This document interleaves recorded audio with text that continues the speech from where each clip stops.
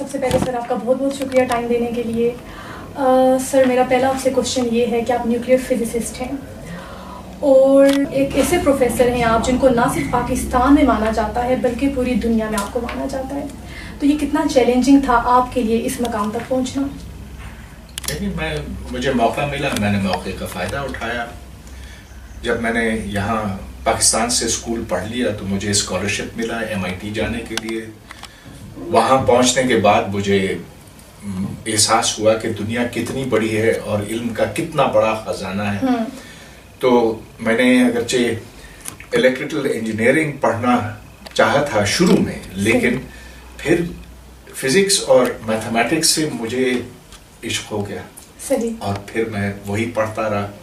پڑھنے کے بعد پھر میں پاکستان آ گیا اور میں نے قائد اعظم یونیورسٹی میں پڑھانا شروع کیا.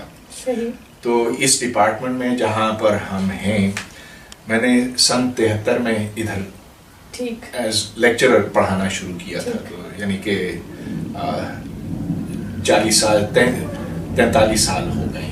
جیسا کہ آپ نے کہا کہ آپ 1970 سے جو ہے پڑھا رہے ہیں, تعلیم کے شعبے سے آپ وابستہ ہیں. آپ نے بارہا ہمارے جو پاکستان کا جو ایجوکیشن سسٹم ہے اس کو بہتر بنانے کی بات کی ہے, اور ریسنٹلی لاسٹ ایئر آپ نے ایک ڈان نیوز پیپر میں ایک آرٹیکل لکھا تھا, انف PhDs تھینک یو. وہ آرٹیکل بھی جو ہے اس بات کی نشاندہی کرتا ہے, اس بات کی طرف اشارہ کرتا ہے کہ پاکستان میں کوالٹی ایجوکیشن جو ہے وہ اتنی نہیں ہے. آپ کیا سمجھتے ہیں کن جگہوں پہ ہمیں ریفارمز کرنے کی ضرورت ہے تاکہ پاکستان میں کوالٹی ایجوکیشن جو ہے وہ لائی جا سکے؟ ہاں, جس مضمون کا آپ نے اشارہ کیا لکھتے وقت مجھے بہت دکھ ہوا, لیکن حقیقت یہ ہے کہ جو تعلیم ہمارے ہاں دی جاتی ہے اسکول, کالج اور یونیورسٹی میں, وہ باہر کے تقاضوں پر پورا نہیں اترتی. اور ٹھیک ہے یہاں سے لوگ ڈگری لے لیتے ہیں, PhD بھی لے لیتے ہیں, اس سے نیچے کی ڈگریاں بھی لے لیتے ہیں, لیکن اگر آپ ان کو بین الاقوامی معیار پر جانچیں تو وہ اس پر پورا نہیں اترتے بلکہ اس سے کافی نیچے ہوتا. تو اب سوال ہی پیدا ہوتا ہے خرابی کہاں پہ؟ بالکل. اور میں سمجھتا ہوں کہ اس خرابی کو آپ یونیورسٹی کی سطح کے اوپر دور نہیں کر سکتے. یہ خرابی, اس کی جڑیں جو ہیں بہت نیچے تک جاتی ہیں, اسکول اور اس کے بعد کالج. اب اسکول میں بنیادی خرابی یہ ہے کہ ہم اپنے بچوں کو سوال نہیں کرنے دیتے, ان میں وہ عادت نہیں ڈالتے ہیں کہ وہ سوال کریں. اس کے برعکس ہم کہتے ہیں کہ جو تمہارے استاد نے کہا اسے منوان قبول کر لو, وہ آخر تمہارا مجازی خدا ہے, باپ کی طرح ہے, اور باپ سے تو آپ سوال کر ہی نہیں سکتے. تو یہ جو اطاعت ہے جو ہم میں شروع سے ڈالی جاتی ہے, یہ ساری خرابی کی جڑ ہے. اب اس کے برعکس آپ دیکھیں جو بچہ یورپ یا امریکہ میں پرائمری میں جاتا ہے تو اس کو کوئی اتنا بھاری کام نہیں دیا جاتا, اس کو کھلونا کے ساتھ کھیلنا سکھایا جاتا ہے. اس سے کہا جاتا ہے کہ تم خود اپنے طور پر جانو کہ تمہارے اطراف میں کیا کچھ ہے, تاکہ اس کی جو قدرتی صلاحیت ہے, جو اس کا تجسس ہے, وہ ابھر سکے. ہم بچے کو کچلتے ہیں, اور وہ خاندان کے اندر بھی, اسکول میں بھی. اور یہی وجہ ہے کہ میں سمجھتا ہوں کہ پاکستان کے بچے اگرچہ ان میں قدرتی صلاحیت ویسی ہے جیسے کہیں بھی ہے, لیکن یہ اوپر نہیں اٹھ سکے ہیں. صحیح. تو یونیورسٹی لیول کے بارے میں آپ کا کیا خیال؟ کیونکہ آپ نے اسی آرٹیکل میں یہ بھی کہا تھا کہ ٹیچرز جو ہیں ان کے پاس PhD ڈگریز تو ہیں, لیکن ان کے اندر وہ صلاحیتیں نہیں ہیں جو ایک ٹیچر میں ہونی چاہیے. صلاحیت نہیں, وہ صفتیں نہیں ہیں جو ہونی چاہیے. اب ایک اچھے استاد کو چاہیے کہ وہ نہ صرف بورڈ کے اوپر لکھے, لیکن وہ اسٹوڈنٹس سے مخاطب ہو, وہ دیکھے کہ وہ اسٹوڈنٹ سمجھ بھی رہا ہے کہ نہیں, اور اگر نہیں سمجھتا ہے تو اس کے لیے راہ ہموار کرے. اب میں نے یہاں قائد اعظم یونیورسٹی میں ایک چیئرمین ہونے کی حیثیت سے میں نے دیکھا کہ جو ٹیچرز اس ڈپارٹمنٹ میں پڑھاتے ہیں وہ بس کتاب میں جو کچھ ہے وہ لکھ ڈالتے ہیں بورڈ کے اوپر. تو میں نے ایک ٹیچر سے کہا, میں نے کہا کہ میں آپ کی کلاس میں آ کر بیٹھتا ہوں اور میں دیکھتا ہوں کہ آپ کیسے پڑھاتے ہیں، کیونکہ اسٹوڈنٹس نے آپ کے بارے میں کچھ شکایتیں کی ہیں، اور جب میں نے دیکھا تو اس نے بہت اچھی تیاری کی تھی، لیکن ایک اور دوسری لائن کے درمیان ربط نہیں تھا. یہاں سے یہاں آپ کیسے پہنچے؟ میں نے بعد میں پوچھا ان سے کہ آپ ادھر سے ادھر کیسے پہنچے؟ میں نے کہا کہ سر جی یہ تو کتاب میں لکھا ہوا ہے. اور میں سٹپٹا کے رہ گیا. میں نے کہا کہ مقصد ٹیچر کا یہ ہے، اس کا کام یہ ہے کہ وہ ربط پیدا کرے. بالکل. اگر ایک سٹیٹمنٹ یہ، دوسری سٹیٹمنٹ یہ، یہاں سے یہاں آپ کیسے پہنچے؟ بالکل. سر آپ نے ڈس آرمامنٹ پہ بھی بہت بات کی ہے. آپ سمجھتے ہیں کہ یہ آج کل کا جو سینیریو ہے اس میں ڈس آرمامنٹ پاسبل ہے؟ اسٹیٹس کے لیے رول بیک کرنا جو ہے وہ پاسبل ہے؟ ہاں، کچھ ملکوں نے ضرور یہ کیا ہے. جب آپ یہ دیکھتے ہیں کہ جب سرد جنگ ختم ہوئی تھی تو اس وقت روس نے اور امریکہ نے دونوں نے اپنے ہتھیار میں خاصی تخفیف کی تھی. ہم نے یہ بھی دیکھا کہ ساؤتھ افریقہ جس کے پاس نیوکلیئر اسلحہ تھا اس نے وہ سارا پروگرام ترک کر دیا انقلاب کے بعد.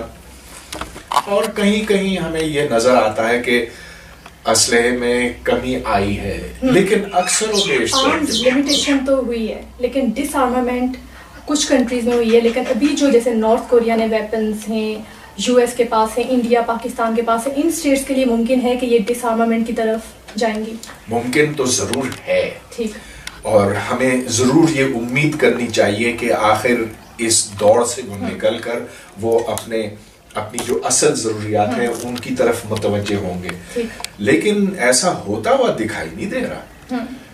اس کی وجہ یہ ہے کہ آپ لوگوں میں خوف، عوام میں خوف بہت جلدی پیدا کر سکتے ہیں. آپ یہ کہہ سکتے ہیں کہ وہ جو ہمارا حریف ہے وہ بڑی تیزی سے اسلحہ تیار کر رہا ہے، تو اب ہم اپنی بقا کی خاطر چلو ہم بھی اس دوڑ میں شامل ہوتے ہیں. تو ہر ملک ہر دوسرے ملک کے اوپر یہ انگلی اٹھا کر کہہ سکتا ہے کہ ہمیں اس سے خطرہ ہے، چلو اب ہم بھی بھاگنے لگے. اس کو اسٹریٹجک چین ری ایکشن کہتے ہیں. جی بالکل، یہ ایک چین ری ایکشن ہے.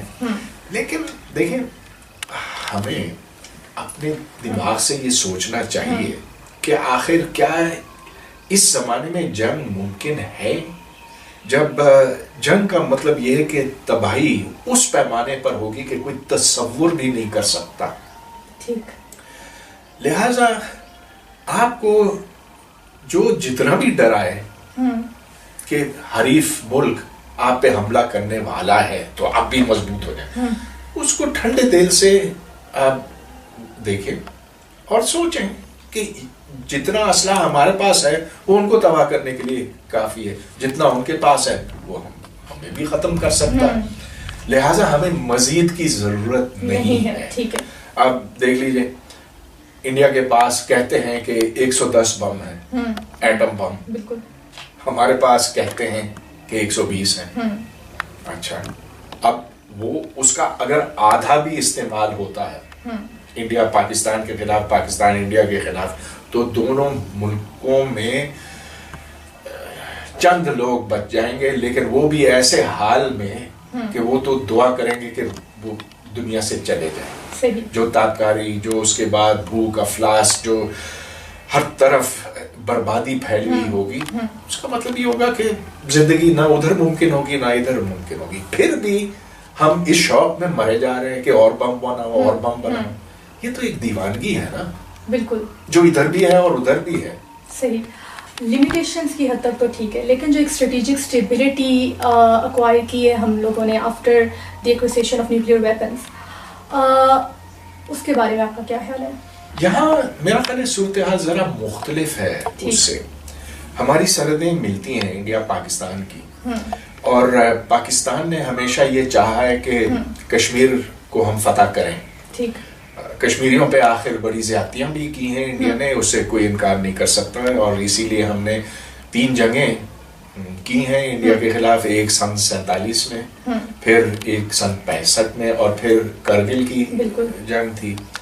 اب جو مثلا کرگل کی جنگ تھی اس میں وہ اس لیے ممکن ہو سکی کہ ہمیں اس بات کا یقین تھا کہ ہاں ہم اپنی افواج لائن آف کنٹرول کے اس پار بھیجیں گے، کرگل میں بھیجیں گے، لیکن انڈیا اس کا مقابلہ نہیں کر سکے گا، اس لیے کہ اگر انڈیا ہم پر حملہ کرتا ہے تو ہمارے پاس ایٹم بم ہے، تو اس خوف کے مارے انڈیا کچھ نہیں کر سکے گا. خیر یہ غلط کیلکولیشن تھی. آخر پاکستان کو اس میں شکست ہی قبول کرنی پڑی، لیکن یہ جنگ صرف اس لیے ہو سکی کہ ہمارے پاس بم تھا. ٹھیک ہے، لیکن ایک اسکول آف تھاٹ یہ بھی کہتا ہے کہ یہ جنگ کانفلکٹ اس لیے تھی کیونکہ ہمارے پاس نیوکلیر بم تھا.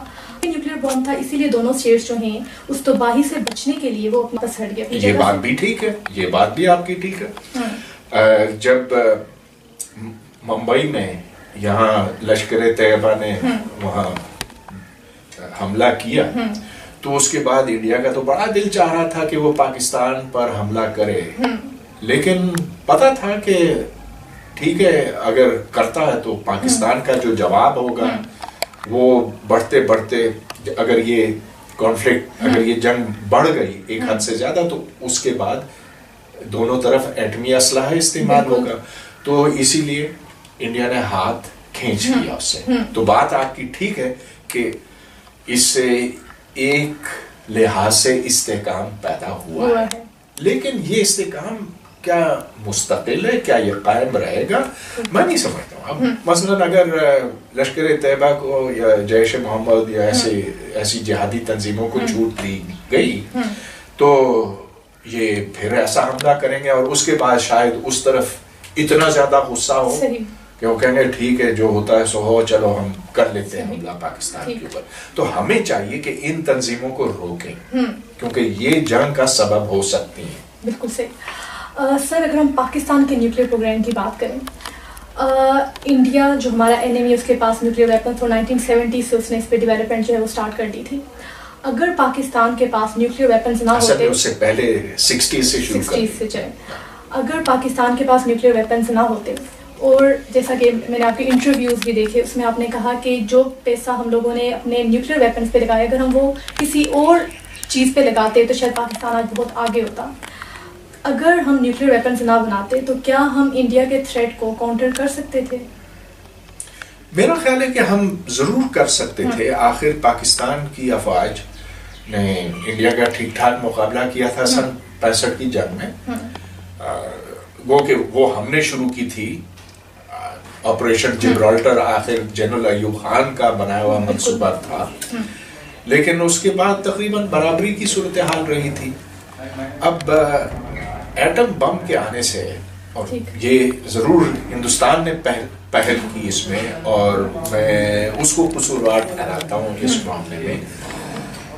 لیکن اگر آج آپ دونوں طرف اسلحہ ختم کر لیں، ایٹمی اسلحہ ختم کر لیں، تو میں نہیں سمجھتا کہ انڈیا پاکستان کے اوپر حملہ کر سکے گا اور اس کو آکیوپائی اس پر قبضہ کر سکے گا.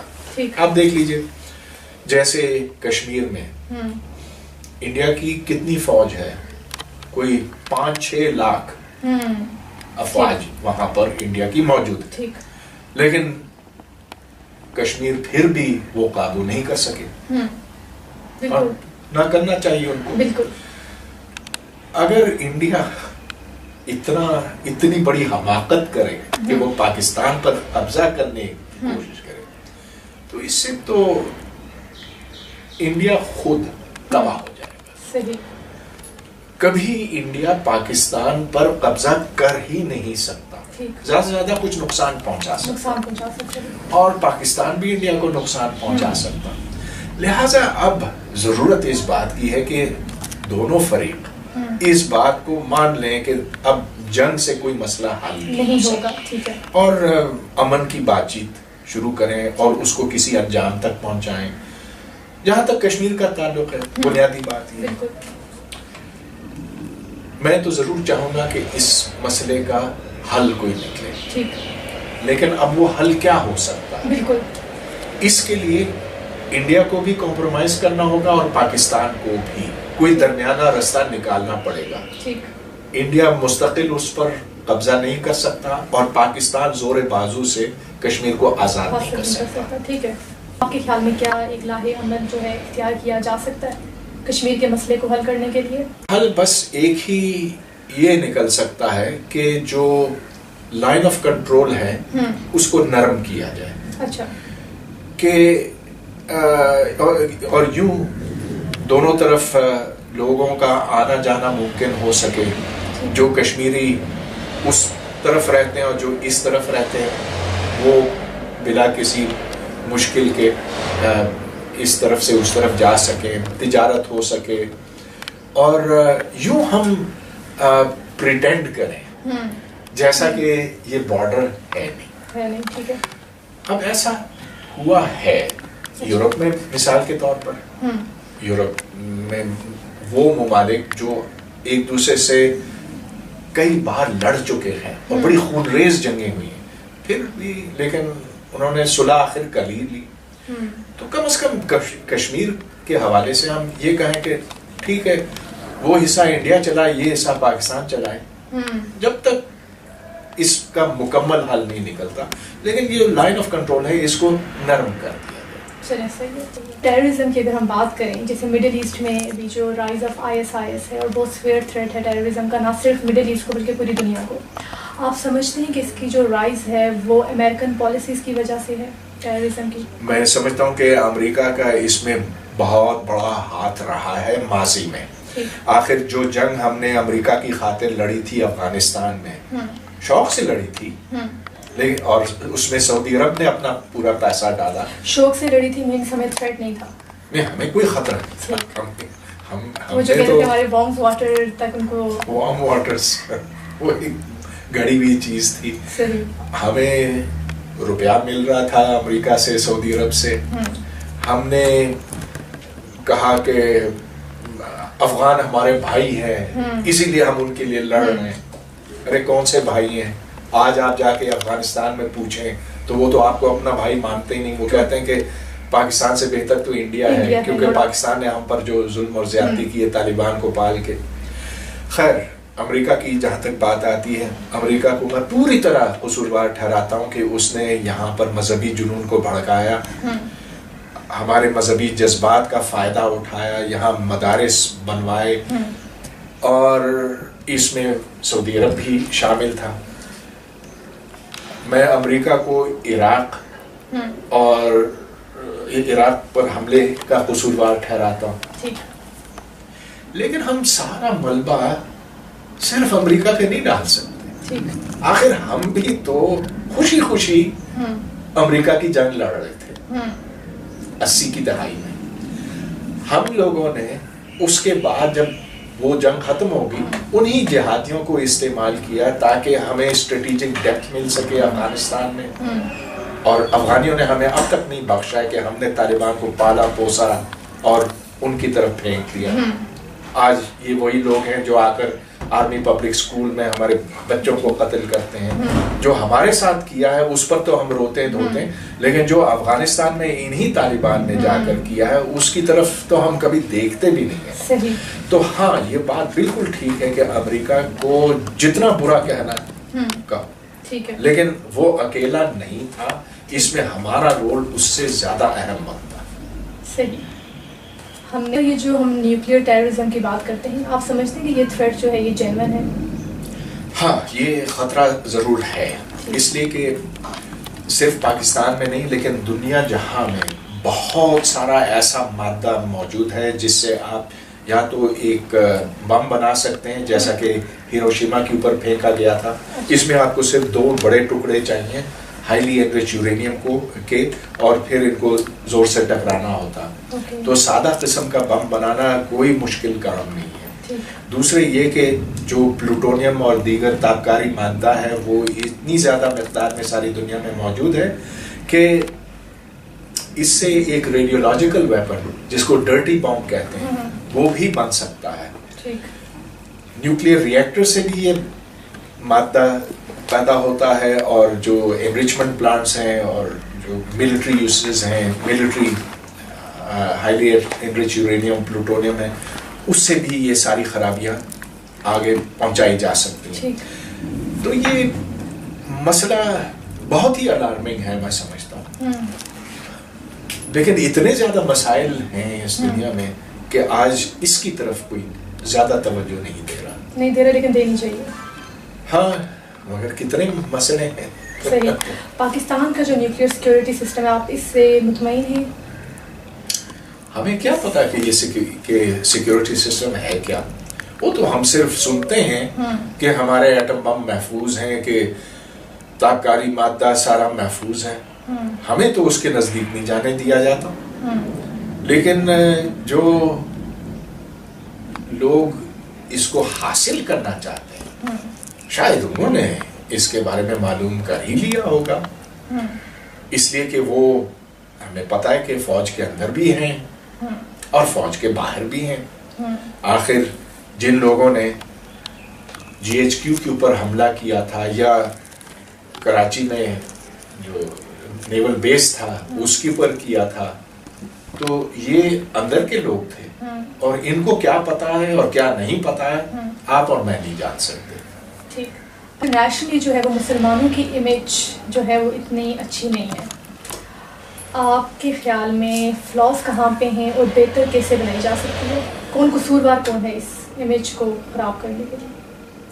دیکھیے، جب میں امریکہ گیا تھا پڑھنے کے لیے 70 کی دہائی میں، تو اس وقت پاکستان سے آنے والے لوگوں کو گلے لگایا جاتا تھا. اور میں اس وقت 19 سال کا تھا. مجھے ایک ہوسٹ فیملی بھی ملی تھی جو میری بڑی خاطر کرتی تھی. یہ عام وائٹ امریکنز تھے. اب جو پاکستانی وہاں جاتے ہیں ان کے ساتھ اب ان کا وہ خیر مقدم نہیں کیا جاتا. ہاں اب بھی وہ امریکہ جاتے ہیں اور یورپ جاتے ہیں. تو ہمیں اس بات پر غور کرنا ہے کہ یہ فرق کیوں آیا. بنیادی بات یہ ہے کہ جو پاکستانی وہاں رہ جاتے ہیں اور اپنی مرضی سے رہتے ہیں اور شوق سے رہتے ہیں، وہ اس سماج کے اندر گھلنے ملنے کے ارادے سے نہیں جاتے ہیں. انہوں نے اپنے الگ الگ چھوٹے چھوٹے حلقے بنائے ہوئے ہیں.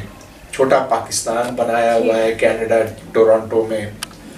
تو جب آپ ان کے ملک میں جاتے ہیں اور ان سے الگ رہتے ہیں اور ان کو برا بلا کہتے ہیں، اور یہاں تک کہ چند لوگ آپ میں سے پھر نکل کر ان کے اوپر دہشت گردی کرتے ہیں، تو پھر قدرتی طور پر وہاں ایک اوپینین بدلتی ہے. اور وہ ہمیں اسی لیے اچھا نہیں سمجھتے کہ ہم پاکستانیوں نے اور مسلمانوں نے اپنے میزبانوں کے ساتھ اچھا نہیں کیا.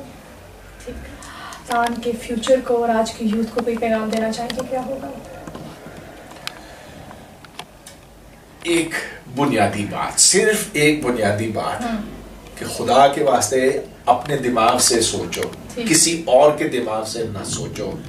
یہ جو ٹیلی ویژن کے اوپر ہمیں ہر روز جھوٹ بتائے جاتے ہیں، ہر وقت ہم میں نفرتیں ڈالی جاتی ہیں، ویسے ہی ہے جیسے اسکولوں اور کالجوں میں اور ہمارے نصاب میں دوسروں کو برا کہنا، ان سے نفرت کرنا، تعصب اور تنگ نظری. اس سے خدا کے واسطے نکلو. مجھے نہیں پتا کیسے نکل سکو گے، لیکن آس پاس دیکھو اور دیکھو کہ دنیا میں ہمیں کن نظروں سے آج کل دیکھا جا رہا ہے. لوگ ہم سے کیوں خوف کھاتے ہیں، کیوں ہمیں درندے سمجھتے ہیں؟ اس لیے کہ ہم درندے اب بن گئے ہیں. آخر جو 50,000 60,000 لوگ پچھلے 10 سال میں قتل ہوئے ہیں، وہ باہر والوں نے آ کے نہیں کیا، وہ ہم نے ہی کیا اپنے آپ سے. اور وہ اس لیے کہ تعصب، تنگ نظری، نفرت، یہ اسکول، کالج، یونیورسٹی، میڈیا، یہ سب ہمارے دماغوں کے اندر ڈال چکی ہے. اس سے ہمیں نکلنا ہے. Thank you so much.